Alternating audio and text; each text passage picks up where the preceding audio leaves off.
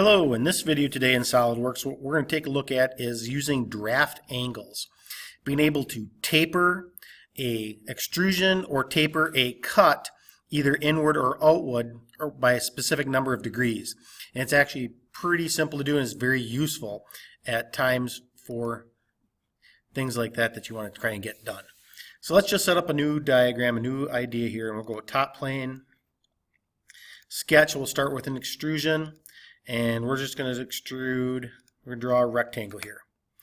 Okay, so I'm going to draw a rectangle, and let's just dimension it as 3 by 5.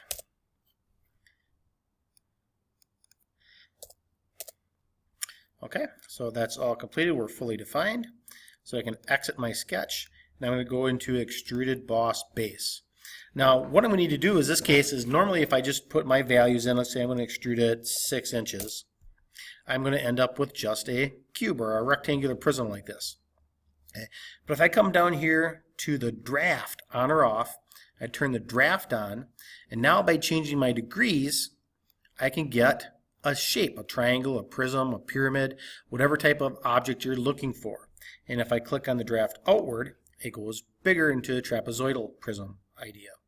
So by changing our angle here, if I go with 25 degrees, you can see how it actually gets shorter because our sides are going to merge a little quicker with that steeper angle.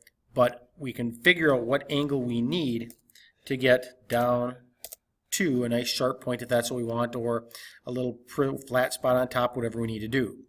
Now this is just set at blind as well. We have a lot of different ideas here too. For example, midplane will go top and bottom from your object spot. Up to body, if you had another body up here, another diagram, it would go up to that one and your extension. Same as your offset from surface. Up to surface, same thing as well. Up to vertex. Notice that we have a vertex someplace else you're going to. That's where it's going to take us. Okay, that's our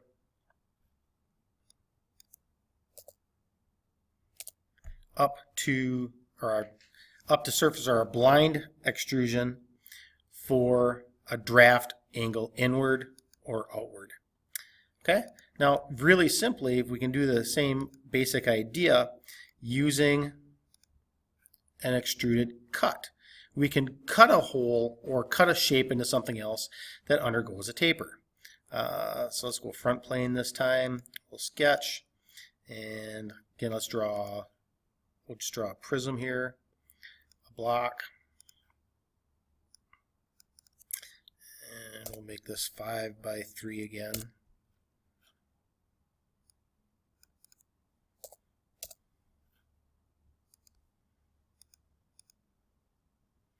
Okay, then we'll extrude our feature.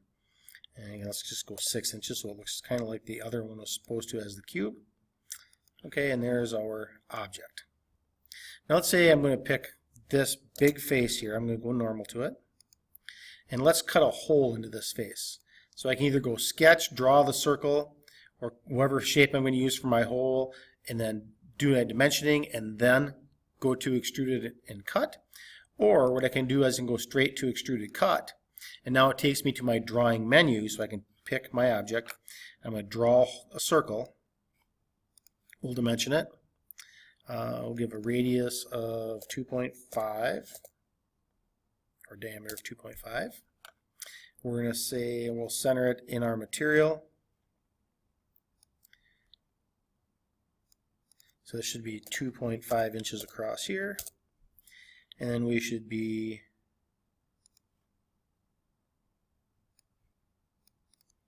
three inches from the top to the bottom. And now we should say fully defined, which we do. Okay, so once I exit my sketch, that will automatically take me into our cut extrude menu. And now very similar in the same thing. I know I'm not quite so deep, so I don't have to go 5 if I don't want to, but I can. I can click on my draft on, 15 degrees, and if I turn to see what's happening, you can see how it's going to come right out of the back side of my material.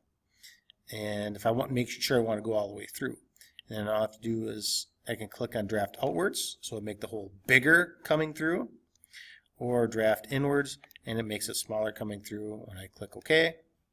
I now have a hole that tapers down. If we click on our hole, we can spin it and we can see where that angle is from any side. We see that cone shape going through our funnel shape. Okay, that is using draft angles to taper cuts or extrusions.